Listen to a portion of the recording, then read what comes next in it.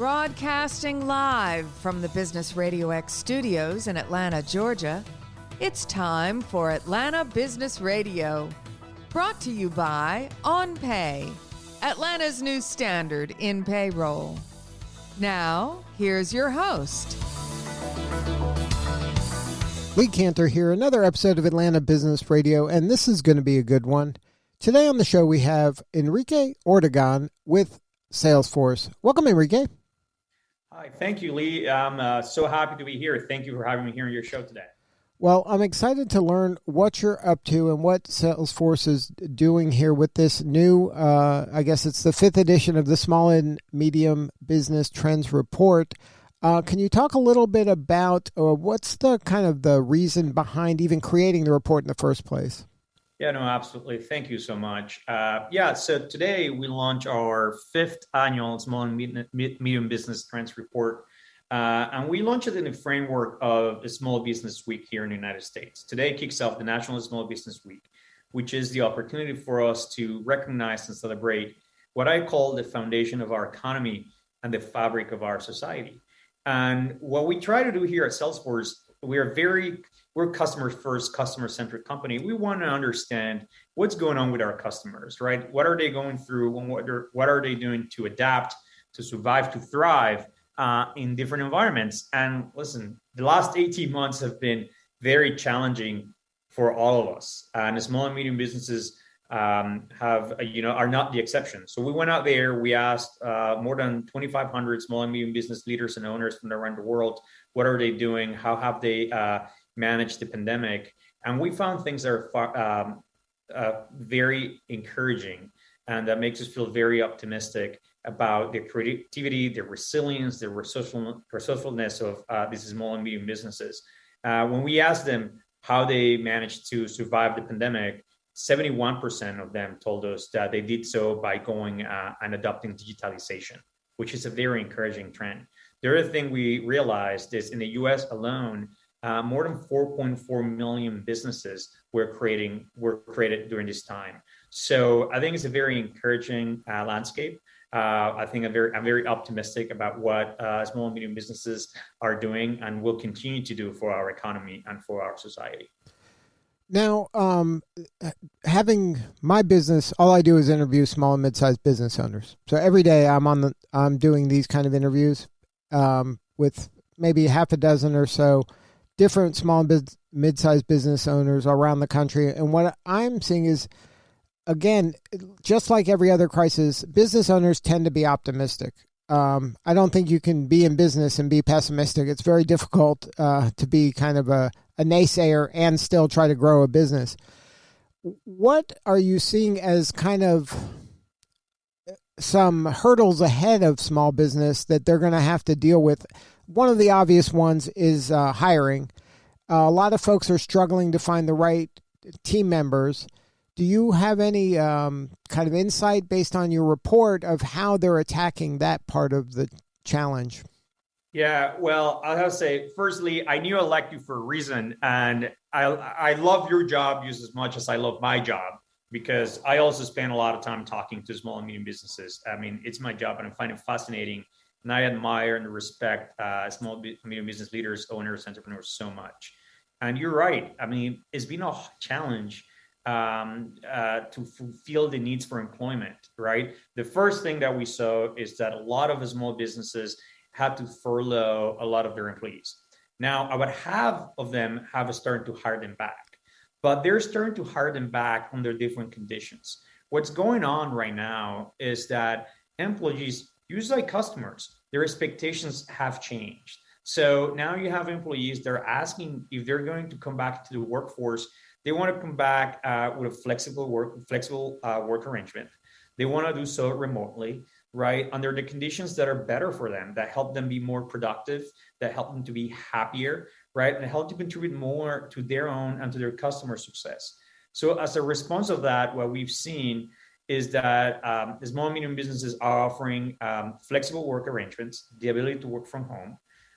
They're investing in online productivity and communication tools, and they're rebuilding this relationship that they have with their own employees, right? By allowing them, again, to be successful from anywhere, right? And in the work arrangement that they find more flexible and better for them.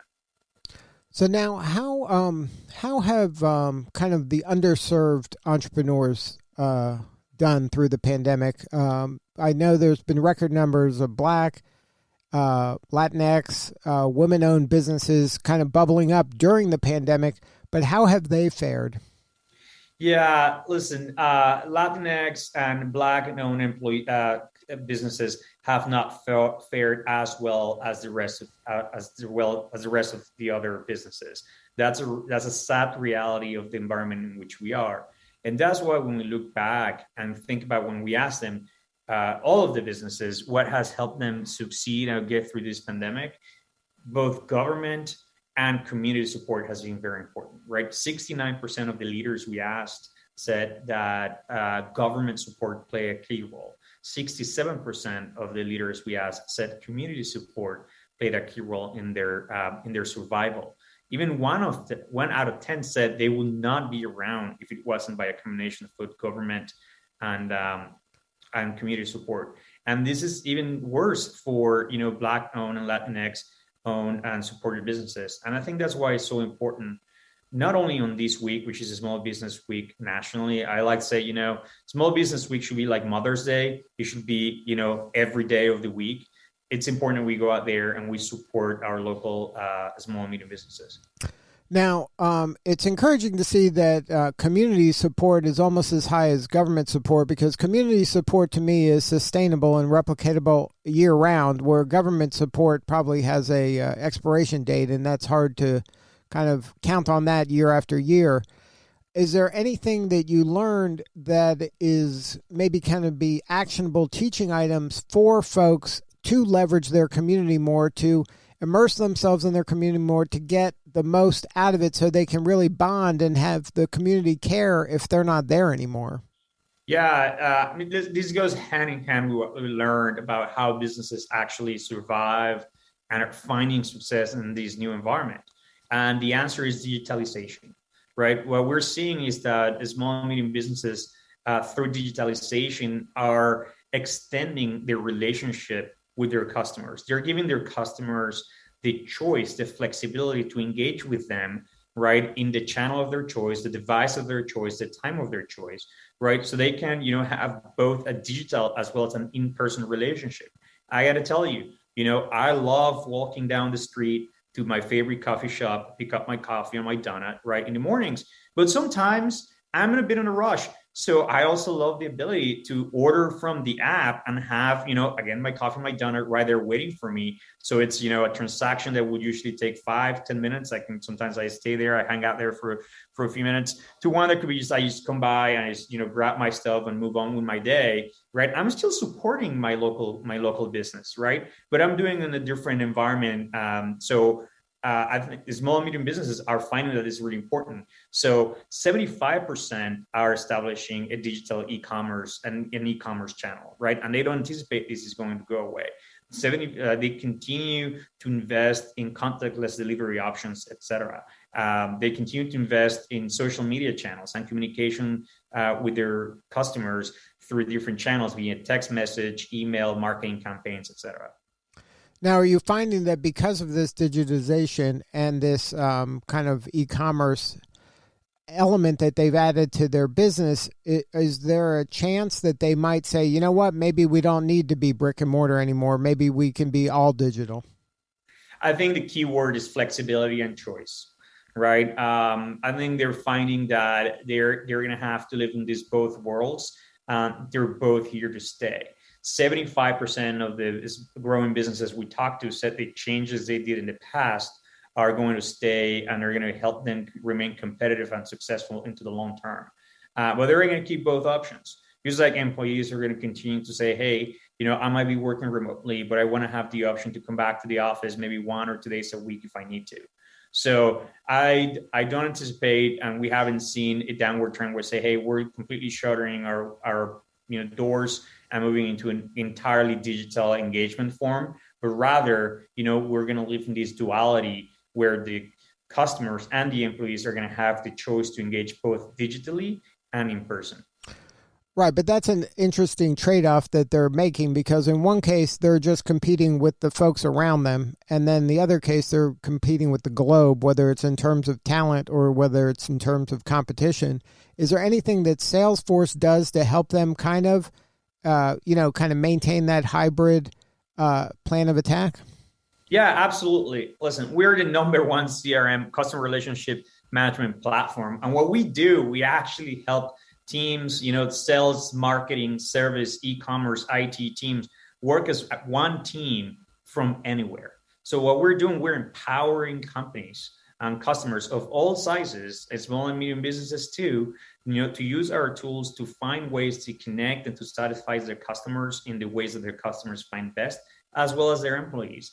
And we've done things like, for example, Slack, which, introduces the whole concept of the digital HQ, right? Which means now we're all working together in a virtual world that we can be, working together side by side. And we could also be collaborating with a teammate that is in a different time zone, right? In a different state, a different part of the country. And then not all of your offerings are for fee. For these micro businesses, there's kind of no charge, low charge versions of Salesforce? There are certainly options. Listen, there's very affordable options. There are different ways to get into our platform. What I will say, if your people listen to your show are interested, go to salesforce.com/small business trends, SMB trends, and find out, engage with us, and we'll figure out a way to make sure you are successful. We're helping you and we're successful. Yeah, and we're helping you be successful. And then when a person engages with Salesforce, are they dealing with a kind of a live human, or is this a kind of automated interaction? Both. I mean, in all digital world where artificial intelligence, it's so relevant and important these days. If you want to reach a human, you will reach a human. If you want to interact, digitally with a chatbot, you could do that. And if we can solve your problem, we'll do it that way too. So now, are there any kind of takeaways from this report that you would say this is the low-hanging fruit that people can take action on today? I will say there's 4 things that we learned from this report that are very important. One is that small and medium businesses are prioritizing both customer and employees' needs in this new all digital world, right? They're engaging with them in the channel of their choice, in the device of their choice, right? At the time of their choice, and given them the flexibility to engage digitally as well as in person, which means there's an acceleration of digitalization, which also means, there is a prioritization of security, right? With digitalization comes the importance of keeping customers and companies' data secure, right? And the 4th thing that I'll say, and we've seen is really interesting. You see it, you talk, all the time with small and medium business owners and leaders and entrepreneurs. Hard times, uncertainty, crisis, and challenges, they're not strange to this. I mean, they are sometimes, they're perennial optimists, right? But what they're finding is the changes are coming in a faster way and in more unpredictable ways. So they're now incorporating the scenario planning practices into their management style and into their management practices. So 4 things: prioritize customers and employees' needs, accelerate digitalization, focus on security, cybersecurity, and incorporating a scenario planning into their management style. I couldn't agree more. I think that is so important with these small and mid-sized businesses, especially to have that kind of support and community to help them through these challenging times, because a lot of folks feel like they're going at it alone and they don't have a kind of a place to turn. I think one of the benefits of partnering with a Salesforce company is that community of Salesforce folks that are users of Salesforce and the community that you've established over the years to help each other. And that is just worth the price of admission by itself, I think, because it is kind of the Wild West out there and you need as much help as you can in order to survive.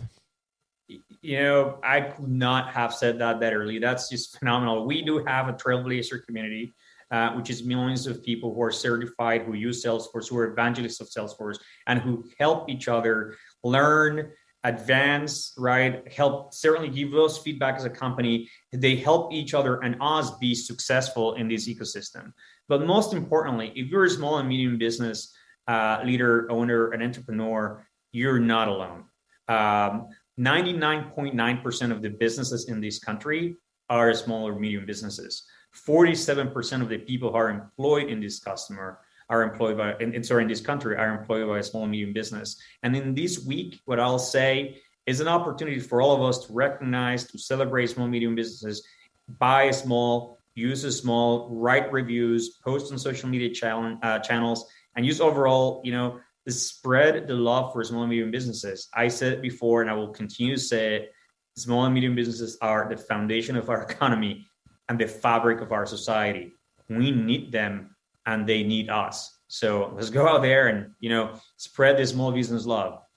I couldn't agree more. And the sad fact is, and this is my mission, and this is why Business Radio X exists, is because we're trying to be the voice of those small to mid-sized business owners, because sadly, even though 99.9% of the businesses are small and mid-sized, the 0.1% of the businesses take all the headlines and all the media attention away from all the other ones. So we're trying to be that voice of business and give them a chance to be heard. And I think that it's critically important, because those are the folks that are supporting the community. They're the ones that are supporting the church and the schools and the Little League teams. They're the ones doing the hard work, and they're kind of the unsung heroes of those communities. Lee, we're together on this campaign to make sure small and medium businesses continue to be around, continue to support our economy, continue to support our societies and our communities. We're in this one big symbiotic circle, and I agree with you. So you and me, we're hand in hand, shoulder to shoulder in this. We're advocates, we're evangelists, and staunch supporters forever of small and medium businesses. So now if somebody wants to get their hands on this report, where can they find it? Salesforce.com/SMB trends. Good stuff, Enrique. Thank you so much for sharing your story today. You and your firm are doing important work, and we appreciate you. Thank you, Lee. It's been a pleasure. And go small business love. All right. This is Lee Cantor. We'll see you all next time on Atlanta Business Radio.